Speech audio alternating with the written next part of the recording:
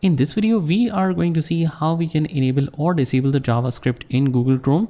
So this is a pretty straightforward process here, guys. And without further ado, let's get started with this video.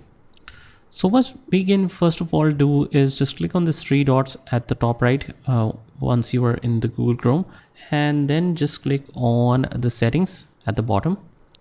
And you don't need to locate through all of these menus. Just write JavaScript here, JavaScript, and we have 4 results in this site settings and 1 result in security.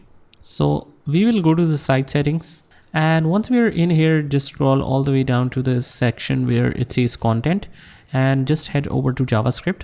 So if you don't want to allow the sites to use JavaScript, you can click on this second option, but by default it is set to first option, which is allow the JavaScript. But some JavaScript contains viruses as well. So if you want to make your computer safer, regardless of, you will face problems in loading many sites. So you can set to don't allow as well, especially if you have limited use of any particular websites and you don't need to browse many websites that much. So you can set it to don't allow as well.